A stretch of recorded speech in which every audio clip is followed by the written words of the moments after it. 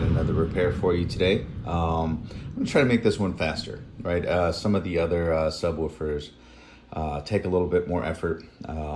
They're probably more valuable. This one is a kind of a lower budget subwoofer, but I figured go ahead, why not, right? Let's go walk through another repair, and being that there may be a lower cost point, maybe there's more of them out there. So that being said, this is a 15-inch Q Power subwoofer, dual voice coil, dual 4-ohm voice coil. Here's what it looks like. I'll pull up the model number. Maybe this is it.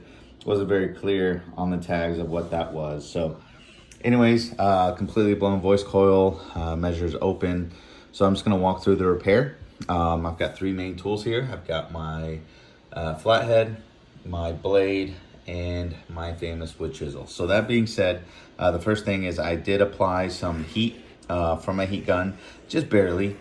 You don't usually have to do that, but it makes it a lot easier. And once I do that, I actually took a little bit at the tip of my chisel and just kind of ran it all around here and loosened up the dust cap. Next thing you know, the dust cap's open.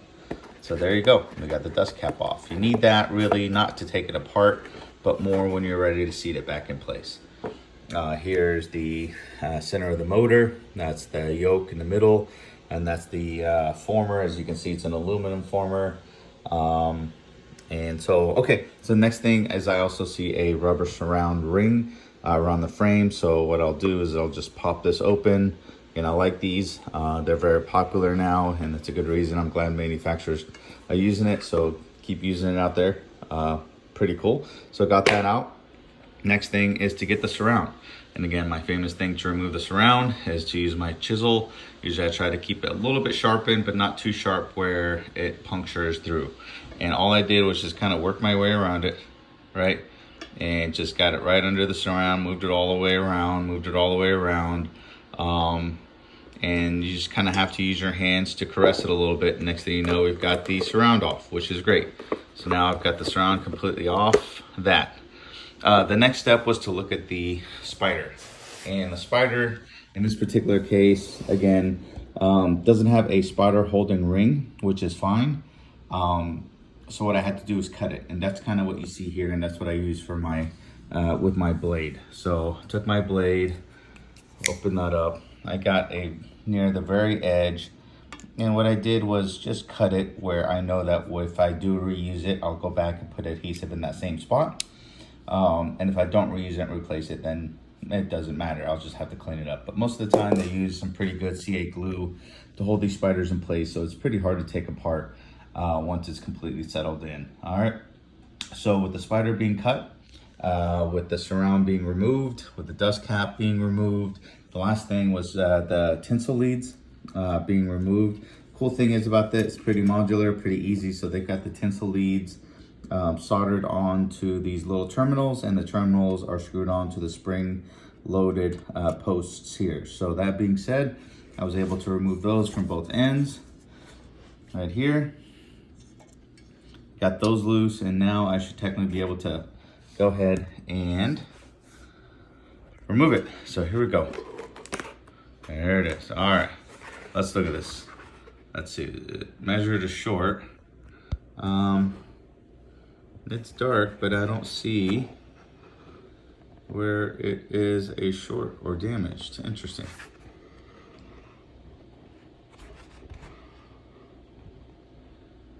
I'm sorry, I said short, I meant open, where the wire would have broken. So did definitely take some heat, but I don't see where it's damaged. So what I'll do next is just do a continuity test from the tinsel leads. I guess I already did, right? Because it measured an open, so it showed an open. So somewhere it's bad. Maybe the junction here came apart, which I highly doubt because that epoxy really holds it in place. Anyways, since I've already gone this far, I'm going to go ahead and just replace the voice coil. It looks like it's pretty, it's discolored from a lot of heat, so it's kind of seen some wear and tear. Maybe this is an opportunity to put a beefier one in there. As you can see, yeah, a lot of heat and a lot of rubbing there. So that being said, the next step will be go ahead and get a new voice coil. I'll get that done. If I can get this ever out, then that's great, I will. But if not, I'll go ahead and just use adhesive on here. We've shown that that's successful and we can do it. And here's the gap. So since we've got a pretty good picture of this motor gap, what I will do is look at the top plate, inner diameter here, right? And then I'll look at the yoke outer diameter, and when I have those gap dimensions, I should be able to look it up at one of the guys I reach out to, whether it's Lord Base or Robot. All right, stay tuned and let me see what I can find as far as a replacement coil and go from there. All right, guys, here we go. I got a lot of good progress made. So as mentioned, I got the new voice coil. This was a 3-inch voice coil from Lord Base. After taking all my dimensions, as usual, here is the number 190407 for this Q 15-inch subwoofer, Q Power. Was able to install it. Again, this is a 4-layer aluminum voice coil wire wrapped around a aluminum former. Fit in perfectly. Got that adhered, soldered to, and good to go. I was able to then, once it was centered, as you can see, it's completely centered now. Went ahead and epoxied in the foam surround back in place. Attached my rubber gasket to the edge. And more importantly, as I mentioned, I cut the spider in here. So if you can see carefully, I was able to go ahead and hear that back. It looks like as it came from the factory. So I cut it very close to the edge. That way when I do install it back, that it wouldn't look like it was completely destroyed. I was missing one connector, was able to replace just a temporary one for now for testing, but went ahead, got everything all connected up. I've got that secured, nice and centered, and she's working. So a simple repair, quick repair video. Again, anything can be repaired, guys. For the most part, these subwoofers are much easier, more modular than they ever have been. It's not proprietary anymore, and all the parts are pretty much abundant at the main distributors and vendors and eBay and folks out there. So another great review. Hopefully you guys enjoy it. I'll wrap it up with just another video of it operating. Next thing is I'll go ahead and put a dust cap. I've got the original dust cap, but since I didn't really cut the former down, I'll just put an aftermarket, probably carbon fiber, to beef it up. I will say this is a new coil that's a lot better and a lot heavier than the previous one, so it will handle more power. But I will still expect to kind of just rate it at what was previously rated. I think it's like 600 watts RMS. So I have no doubt this thing will probably do, 800-900 watts RMS consistently all day with this 4-layer aluminum wire.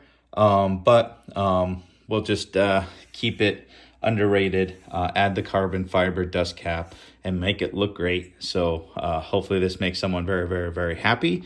Jam it on and go from there. But overall, simple, quick, and hopefully this again helps you guys.